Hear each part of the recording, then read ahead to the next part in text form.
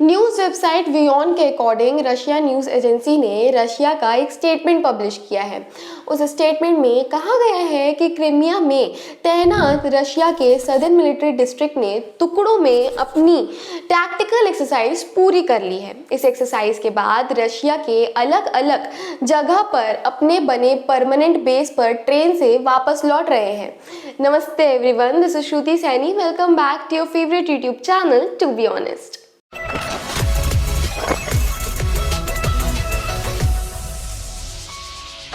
Defence ministry ने कहा है कि इससे पहले वेस्टर्न मिलिट्री डिस्ट्रिक्ट की टैंक यूनिट भी 1000 किलोमीटर दूर अपने ठिकानों के लिए एक मिलिट्री ट्रेन से रवाना हो चुकी है। हालांकि बस स्टेटमेंट में वापस लौट आने वाले मिलिट्री ऑफिशियल्स का या इक्विपमेंट की क्वांटिटी का कोई भी डिटेल नहीं दिया गया है।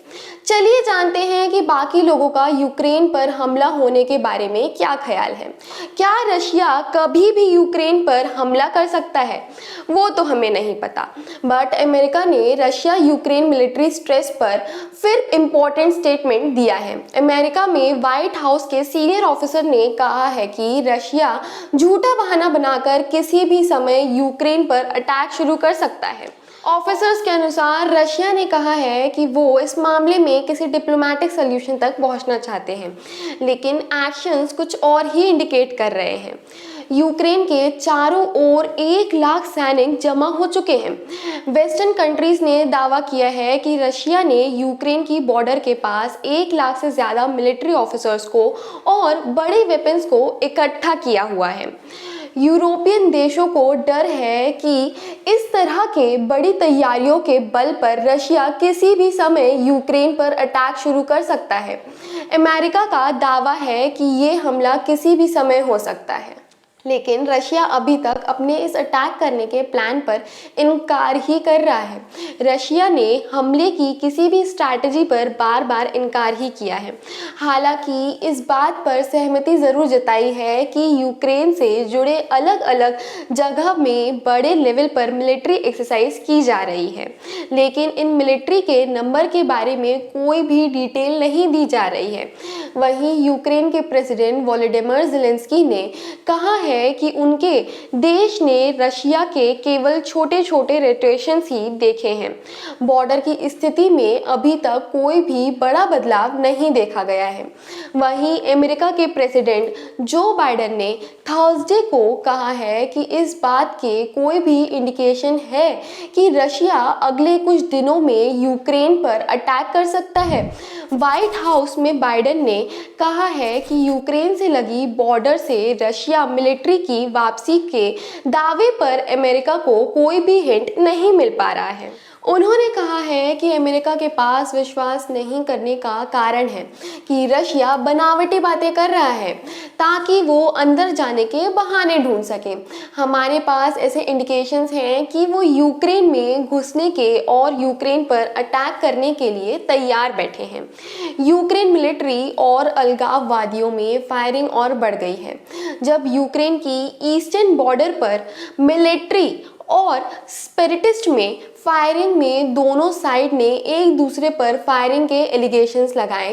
नाटो सेक्रेटरी जनरल जेन स्टोल्टेनबर्ग ने हालत पर चिंता जताते हुए कहा है कि रशिया के पास इनफ ट्रूप, इनफ कैपेबिलिटी है जिसके जरिए बहुत कम या बिना चेतावनी के यूक्रेन पर अटैक शुरू किया जा सकता है।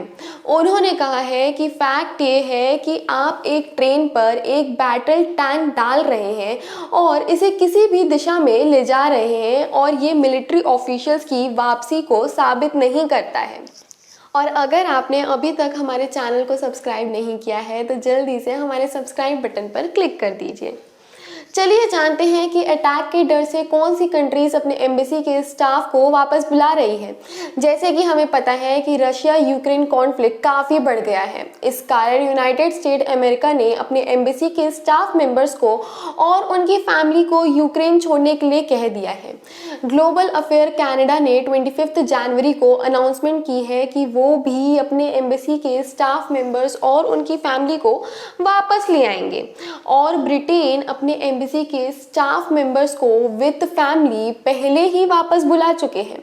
प्राइम मिनिस्टर बोरिस जॉनसन ने जैन 25 को कहा है कि इसको एक रिस्पॉन्सिबल प्रिकॉशन लेना कह सकते हैं। EU foreign policy chief Josep Borrell ने लास्ट मंथ ही कहा है कि उनके कंट्री के काफ़ी लोग उनकी एम्बेसी के स्टाफ मेंबर्स के साथ ही वापस आएंगे।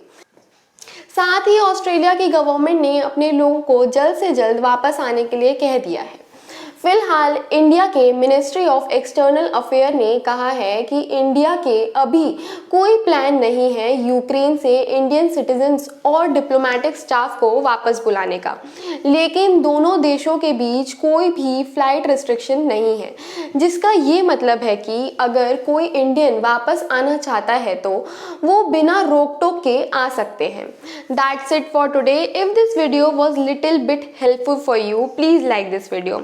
If you want to stay connected with us, you can also follow our Instagram page and you can also follow me on Instagram. If you want to read our articles, you can go to our site tbharticles.com.